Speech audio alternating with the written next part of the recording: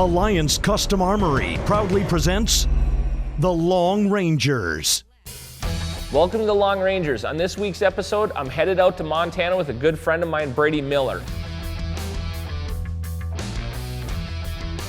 Now, Brady had an elk tag for the regular season and wasn't able to get it filled. And this year, Montana actually opened up a late cow season to allow people to go and harvest a cow with their leftover tags. So Brady gave me a call and said, hey, I'd like to go and do this late season hunt. You know, would you be able to go with me and give me a hand? And I said, absolutely. And so I decided to film the hunt as well, and I'm really glad that I did. Stay tuned for an awesome long range shot.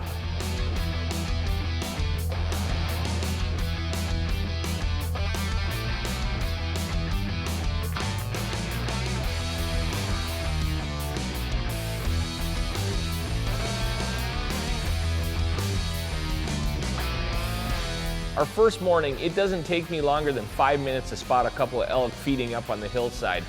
And so we get a game plan together, strap on the snowshoes, and we start hiking.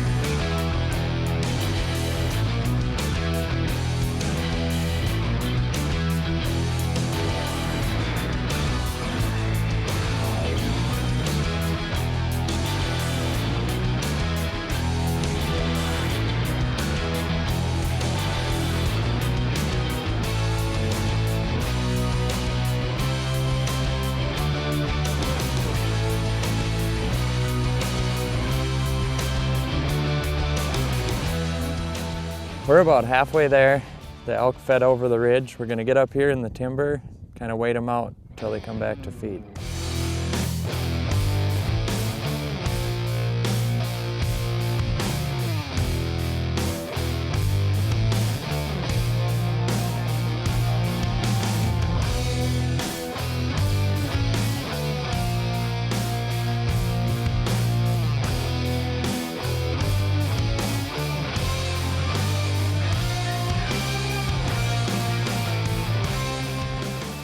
Well, we finally got up to a good vantage point where we could do a lot of glassing, pretty much kind of overlooking the area where I'd spotted those two elk in the morning.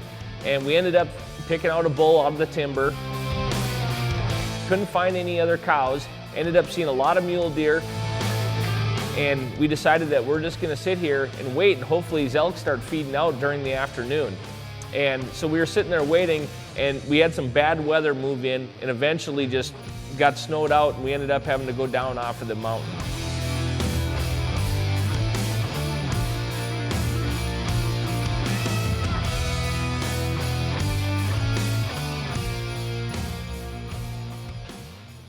This portion of the Long Rangers is brought to you by Vortex Optics, Rhinov, Precision Reloading, ShootSteel.com, Ramos Knives, Alliance Custom Armory, West Texas Hunt Organization, and Lane Suppressors.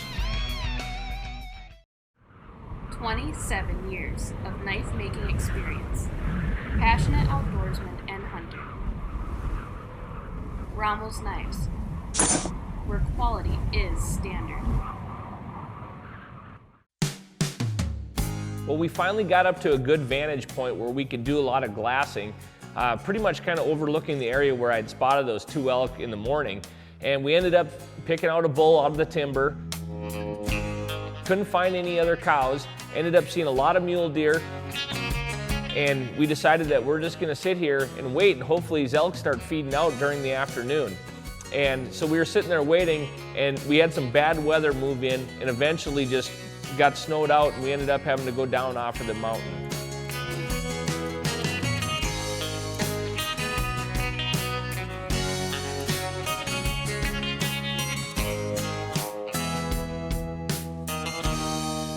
Well, the weather finally cleared up enough towards evening to where we could get out and do a little bit more hunting. Now, we actually kind of went on the other side of this mountain where we were the first morning, and we ended up spotting some more elk, a lot of deer, and even a wolf. And so our game plan was to get back up there early in the morning before light and to hopefully get into a good position on these elk before daybreak.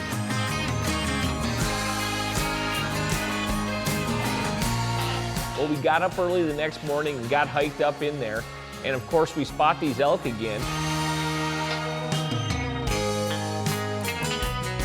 But they had ended up moving a little bit from where we spotted them the night before. And as you can see, they were just on the other side of the fence. Now, that's actually a different ranch that we don't have permission on. So we ended up having to leave there, and as we were leaving, we ended up spotting a lone elk all by himself, or all by herself, on this hillside.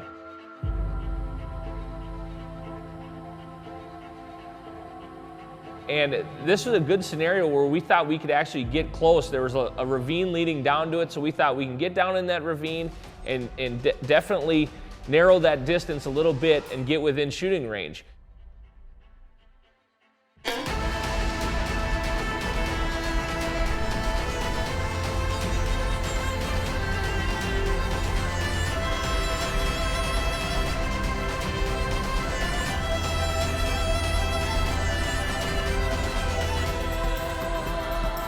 But the problem is, we were just way too slow on snowshoes. We ended up getting down there, and this elk had fed over the ridge and out of sight. We had no idea where it had gone from then. So later this afternoon, we decided to go set up where we originally set up in the first morning where I spotted those 2 elk. And sure enough, a small herd of elk comes up over the ridge. And so we decided to watch them for a little bit to decide what they were doing before we made a game plan. And they started moving down to our left on this ridge, and there was a little drainage that went up there, and I thought, you know, if we got up there quick enough, we could maybe cut these elk off. The problem is we only had a couple hours of daylight, so we got the snowshoes back on and started hiking. And by the time we got up there, we saw the elk start to crest over the ridge. Just their heads. They're about 550 yards. So I got Brady all set up and ready to go, but these elk just never fed over the ridge. So we decided basically to come back up there early in the morning and get set up and hopefully get close to these elk.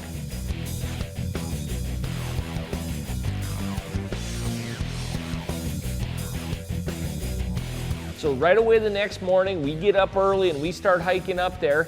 And just before the sun was starting to come up, basically this herd of elk come over the ridge and busted us as we were hiking into position.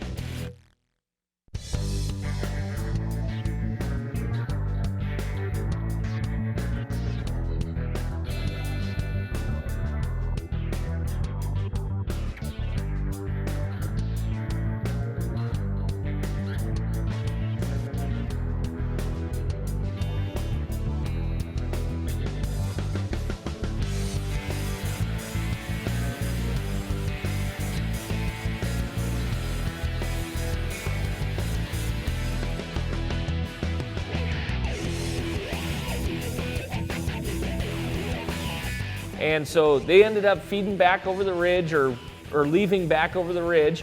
And so we decided, well, we might as well go after them and head that direction anyway. So we kept hiking. This portion of the Long Rangers is brought to you by ShootSteel.com. Hear what you hit.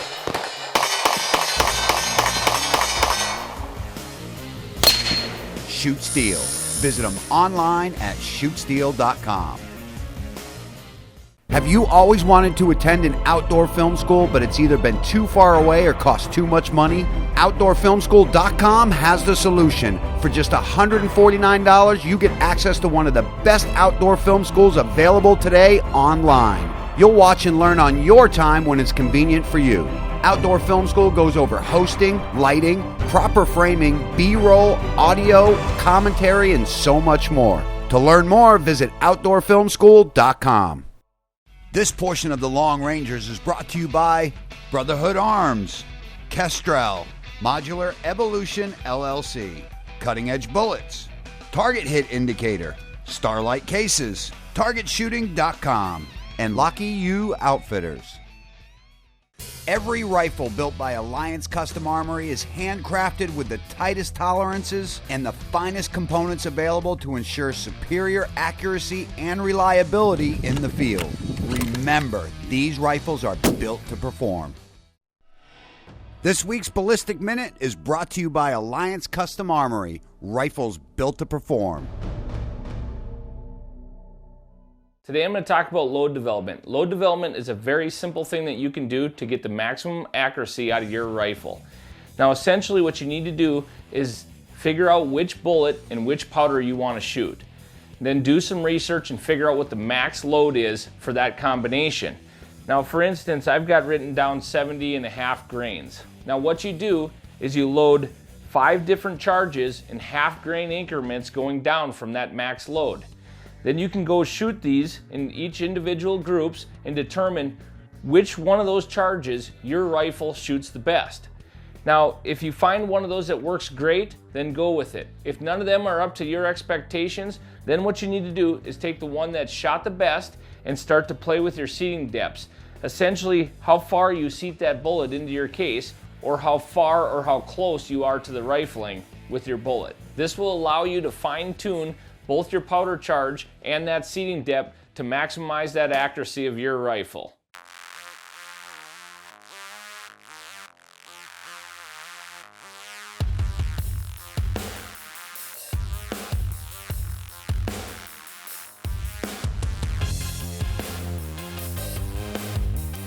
Well, we end up hiking up over this ridge and spotting these elk. Now they're a long ways off, but this was literally our last day, kind of our last chance, and really our first opportunity where we're even within a decent shooting range of an elk. So we weren't going to take any chances, and so we started crawling up to get into a good position to shoot from.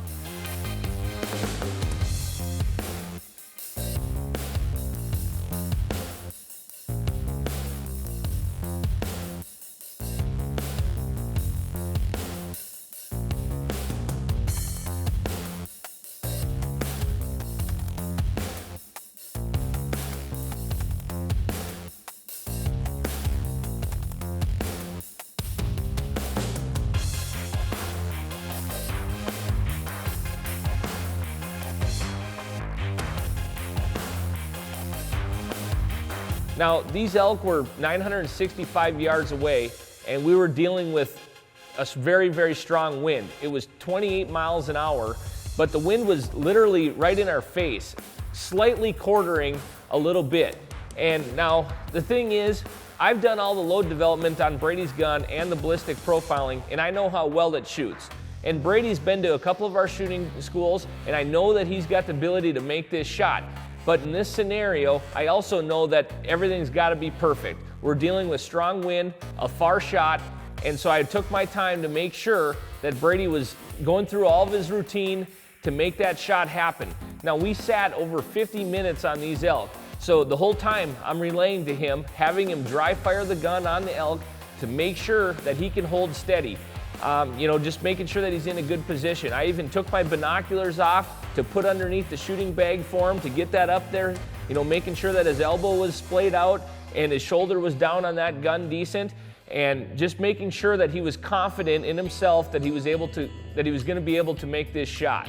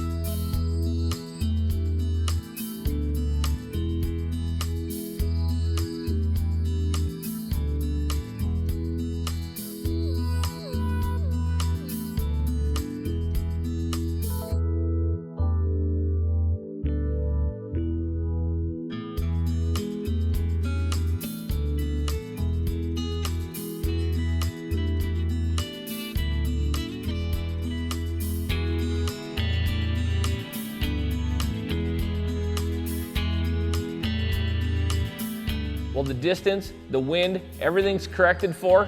Now it's just a matter of time to let that cow stand up and present a good shot.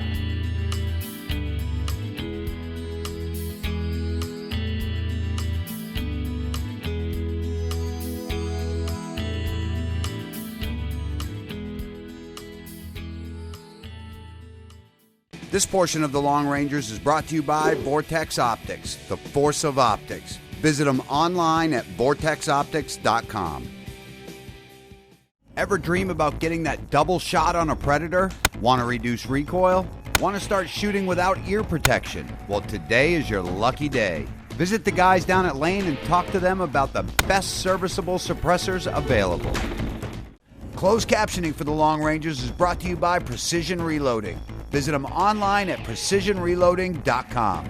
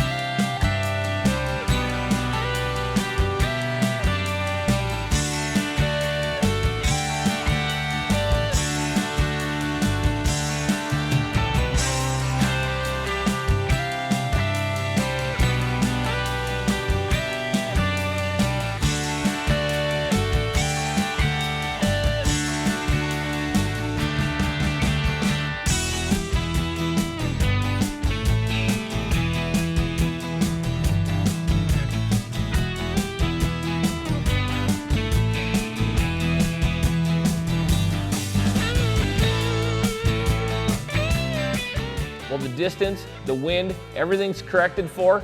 Now it's just a matter of time to let that cow stand up and present a good shot.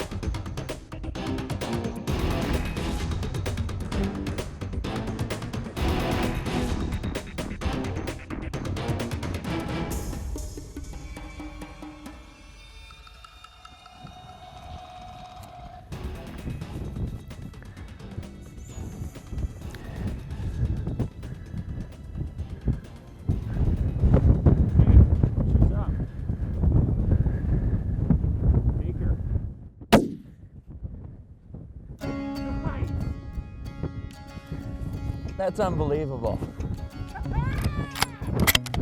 That's unbelievable. That's the longest shot on Long Rangers this year.